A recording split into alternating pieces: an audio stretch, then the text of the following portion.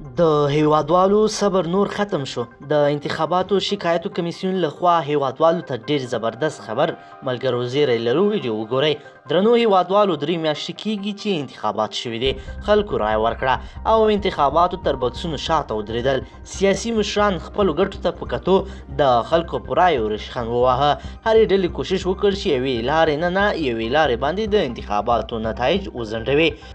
ملګرو راځئ چې د ناخوالو نه تیر شو او دا ښه زیری څه ده. قدرمنو لیدونکو السلام علیکم، ستړي مه شئ. د ګډ حکومت د ټاکنیزو شکایتونو کمیسیون خبر ورکړی. سبا د ټاکنیزو شکایتونو په تړاو وروستۍ پریکړه اعلانوي. دا خبره تېره ورځ د یاد کمیسیون ویان قاسم الیاسي خبریالانو سره د خبرو پر مهال وکړه. نوموړي ویلي چې د چهارشنبې ورځې اعلانېدونکې پریکړې کې به 300,000 جنجالي رایو برخلیک هم معلوم شي. نوموړي زیاته کړه چې په دې پریکړه کې ټول قانوني لایحو ته بشپړه پاملرنه شوې او له ډېر دقت څخه کار اخیستل شوی چې د افغانستان د ټولو وګړو د منلو وړ به وګرځي. د یادونې وړ ده چې د روان مریض کال د تلې میاشتې په 4مه نیټه شویو ټاکنو لومړنیو پایلې له 3 میاشتني ځنډ وروسته اعلان شوې چې د کاندیدانو شورا له لوري رد شوي او په اړه یې شکایتونو کمیسیون سره تر 14,000 ډیر شکایتونه ثبت شول.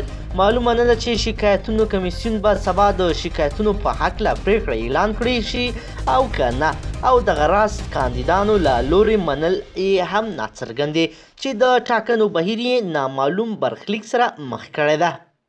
ملګرو که چیرې شکایاتو کمیسیون اعلان نه کړي او یا یې اعلان کړي او دغه ظالم سیاسیون یې ونه مني، نو په یوه خوله ورپسې راټول شئ او ورته ووایئ چې خبره څه ده. ویې پوښتئ چې ولې نه منئ؟ ودې نه ګټلې نو بې غیرته کیږي ولې؟ او په آرامه کښېنه. ملګرو هیواد مو بحران خواته روان ده. لږ مو را جوړ کړ، اوس یې بیا راته ورانوي. دا ټول د سیمې او نړۍ هیوادونو پکې لاس ده او ځکه هغوی نه غواړي چې افغانستان کې یو قوي مرکزي نظام جوړ شي تر څو دوی ته یو لوی او ستر ګواښ او خطر رامنځته کړي. قدرمنو لیدونکو که چیرې غواړئ چې ورته تازه او مهمو پیښو څخه ځان ډیر ژر او په لنډو کې خبر کړئ، زموږ چینل د سره ضرور سبسکرایب کړئ او ویډیو د سره حتما لایک کړئ.